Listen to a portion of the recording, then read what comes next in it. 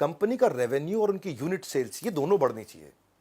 कम से कम 10 से 15% रेवेन्यू भी बढ़े, यूनिट सेल्स भी बढ़े। रेवेन्यू का मतलब क्या हुआ? जो टोटल सेल हुई है कंपनी में, हाँ, जो टोटल माल बेचा है वो इस साल 100 रुपए का बेचा है तो अगले साल 20% 120 रुपए का बेच रहे हैं कि नहीं बेच रहे हैं?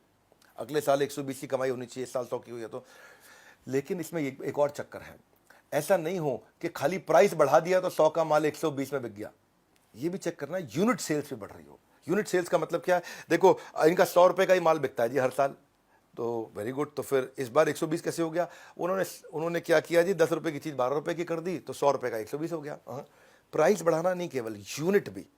अगर दोनों चीज़ों से बढ़ रहा हो तो और अच्छी बात है।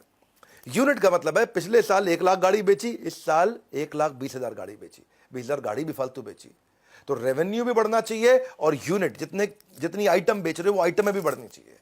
जब ये आइटम भी ज्यादा बिक रही है और पैसा भी ज्यादा आ रहा है तब ये कंफर्म हो जाएगा, हाँ इसमें कोई झोल नहीं है बीच में। नॉन ऑपरेशनल इनकम नहीं कह रहे, ऑपरेशनल इनकम जो धंधे से इनकम आती हो।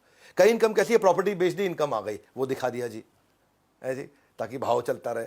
हाँ, आपने ऐसा कुछ कर लिया, कर्जा ले लिया, इनकम आ गया, अब इसको इनकम की तरह बाई चांस ट्रीट कर लिया, तो अब आम आदमी के समझ में नहीं आता है। इसीलिए मैं बोल रहा हूं ये कि भाई ये पैसा कहां से आया कंपनी में, आप इसको सीख सकते हो, आप इसको बैलेंस शीट में देख सकते हो। और इसको जब जैसे चेक करोगे कि दोनों चीजें ग्रो कर रही है, जैसे मारुति है, मारुति ने 2014 में 10 लाख गाड़ी बेची, 2015 में 11 लाख गाड़ी बेची, 2016 में 13 लाख गाड़ी बेची। हर साल गाड़ी भी ज्यादा बेची और हर साल 10% 11% गाड़ी भी ज्यादा बेची और हर साल रेवेन्यू भी ज्यादा हुआ।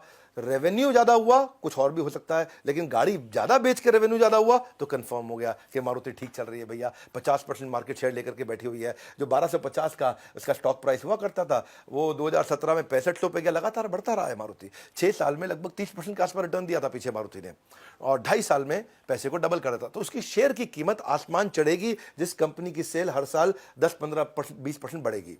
आसमान चढ़ेगी 20% अगर सेल बढ़ेगी। ये सिंपल फार्मूलाज हैं, इन सिंपल फार्मूलाज को याद रखिए। गोदरेज कंज्यूमर प्रोडक्ट्स हैं, गोदरेज के बहुत कंज्यूमर प्रोडक्ट्स आते हैं। निसाबा गोदरेज उसकी 6%। ये 2020 में 9,057 करोड़ का 9,057 करोड़ का टर्नओवर था। 21 के अंदर ये 11,000 करोड़ हो गया टर्नओवर। तो टर्नओवर बढ़ा, 22% बढ़ा, 20-22% टर्नओवर बढ़ गया। जैसे ही बढ़ा उसका स्टॉक प्राइस भी अपने आप बढ़ने लग गया। तो टर्नओवर भी बढ़ना चाहिए और यूनिट, जितना माल बेचा, तेल कितना बेचा, 1 लाख बोतल बेचा, इस साल 1,20,000 बोतल बेचा। ये दोनों चीजें कंफर्म होते ही आपको आसान हो जाएगा। सफल इन्वेस्टमेंट उस कंपनी में होगा जिस कंपनी में वॉल्यूम ग्रोथ और सेल्स रेवेन्यू दोनों का 20% तक होगा। ये दोनों को बढ़ना चाहिए, दोनों।